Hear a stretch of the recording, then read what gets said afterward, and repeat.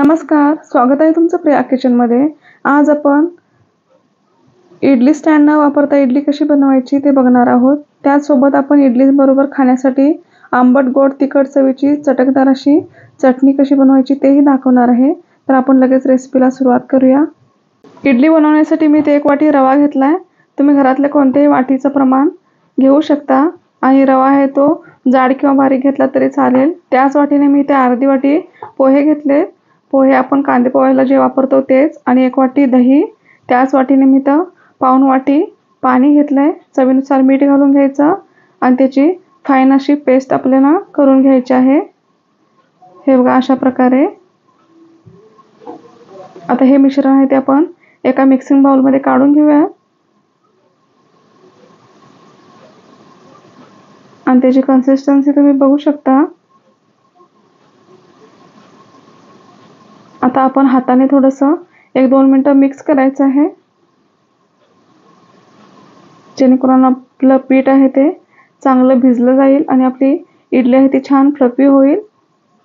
ह्यामध्ये पोहे आहे ते सिक्रेट इन्ग्रेडियंट आहे, त्यामुळे आपली इडली आहे ती अगदी मस्त मऊ होते.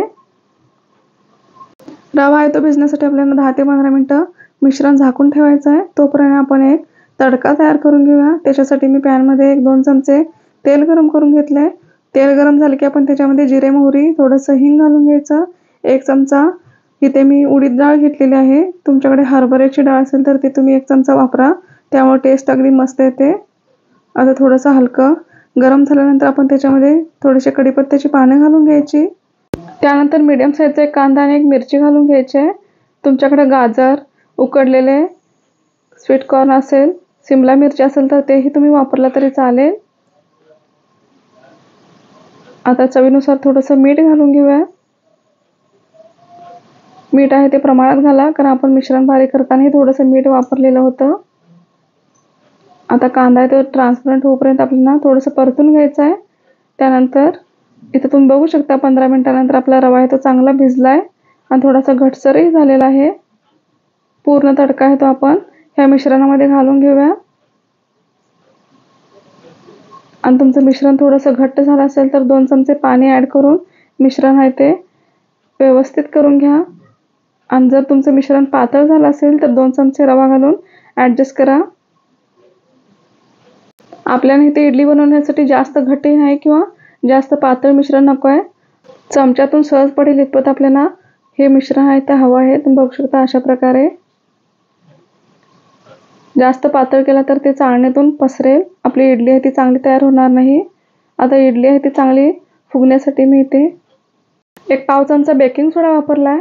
तो ॲक्टिवेट करण्यासाठी 1 अर्धा लिंबू त्याच्यावरती पिळून घेतला आहे. आणि तुम्ही बघू शकता आपलं मिश्रण आहे ते आता इडली बनवण्यासाठी रेडी आहे. मी इथे एका पातेल्यामध्ये पाणी उकळत ठेवलं आहे. पाणी उकळल्यानंतरच आपल्याला इडली आहे ती काढून घ्यायची आहे. थंड पाण्यावर चाळण ठेवून इडली आहे ती काढू नका, नाहीतर आपली इडली आहे ती व्यवस्थित येणार नाही. इथे पाणी उकळल्यानंतर मी मोदक पात्र ठेवलेलं आहे, त्यावर थोडंसं तेल घालून घ्यायचं आणि आपण 2 चमचे आपलं मिश्रण आहे ते घालून घेऊया. जास्त पसरू नका, नाहीतर आपली इडली आहे ती पसरट होईल.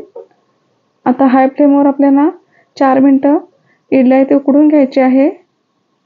4 मिनिटं इडली उकडते तोपर्यंत आपण चटकदार अशी आपली चटणी तयार करून घेऊया. त्याच्यासाठी मी 1 मोठा टोमॅटो, 1 मोठा कांदा, 5 ते 6 लसूण पाकळ्या, 1 चमचा जिरे, इथे मी लाल मिरचीचा वापर केला आहे. इथे थोडासा गूळ घेतला आहे. गूळ तुम्हाला नको असेल तर तुम्ही स्किप करू शकता. कलर येण्यासाठी तुम्ही बेडगी पुडी 1 चमचा वापरू शकता. आणि पाणी न घालता आपल्याला हे मिश्रण आहे ते चांगलं बारीक करून घ्यायचं आहे.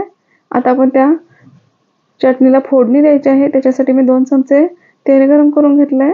तेल गरम झालं की आपण त्याच्यामध्ये 1 चमचाभर मोहरी घालून घ्यायची. त्यानंतर आपण आपलं तयार वाटण आहे ते 2 मिनिटं पॅनमध्ये परतून घ्यायचं आहे, म्हणजे त्याचा कच्चापणा आहे तो निघून जाईल. लसणाचा कच्चेपणा जो असतो तो आपल्याला चटणीमध्ये लागणार नाही आणि त्यातलं पाणी थोडं आटलं जाईल. आणि त्याच्यावरती प्लेट ठेवून आपल्याला 2 मिनिटं हे मिश्रण आहे ते शिजून द्यायचं आहे. अगदी मस्त अशी ही चटणी आपली तयार होते. तुम्ही खोबऱ्याची चटणी खात नसाल तर तुम्ही ही चटणी आहे ती नक्की ट्राय करून बघा. 2 मिनिटं झाकण ठेवून आपण चटणी आहे ती शिजून द्यायची. अगदी झटपट होते ही चटणी. आता ती आपण एका बाउलमध्ये काढून घेऊया. खायला अगदी मस्त लागते. 4 मिनिट इडली उकडूपर्यंत आपली ही चटणी आहे ती पटकन अशी तयार होते. तुम्ही बघू शकता त्याचा कलर अगदी मस्त आलाय. बघता क्षणी खाऊ वाटेल इतकी सुंदर अशी आपली चटणी तयार झाल्या. आणि इकडे आपली इडली ही उकडून तयार झालेली आहे. पूर्णपणे थंड झाल्यानंतर आपण इडली आहे ती मोदक पात्रातून बाहेर काढायची. अगदी पटपट आपल्या ह्या इडल्या आहेत तयार होतात. आणि तुम्ही बघू शकता अगदी मस्त अशी जाळीदार इडली तयार झाल्या. अशाच प्रकारे मी दुसरी इडली काढून दाखवते. मोदक पात्राला आपण थोडंसं तेल लावून घ्यायचं. त्याच्यानंतर 2 पळी मिश्रण आहे ते घालून घ्यायचं आहे. त्यानंतर त्याच्यावर झाकण ठेवून हाय फ्लेमवर 4 मिनिटं उकडून द्यायचं. अगदी झटपट आपली इडली तयार होते. एक इडली खाल्ल्यानंतरच आपलं पोट भरेल इतपत आपली मोठी इडली तयार होते. बघा तुम्ही बघू शकता अशा प्रकारे मी इथे इडल्या काढून घेतले. सोबत आपण तयार केलेली चटकदार अशी चटणी घेतलेली आहे. अगदी झटपट आणि मस्त अशी ही नाश्त्याची रेसिपी आहे. तुम्ही घरी नक्की ट्राय करून बघा. अगदी सोपे आहे. 1 वाटी रव्यासाठी अर्धी वाटी पोहे, 1 वाटी दही, पाऊण वाटी पाणी वापरले. आता तुम्हाला एक इडली आहे ती मोडून दाखवते. मस्त जाळीदार अशी आपली इडली आहे ती तयार होते. हे बघा अशा प्रकारे.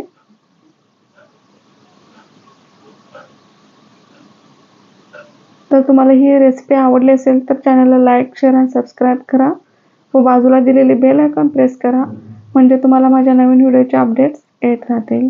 थँक्यू.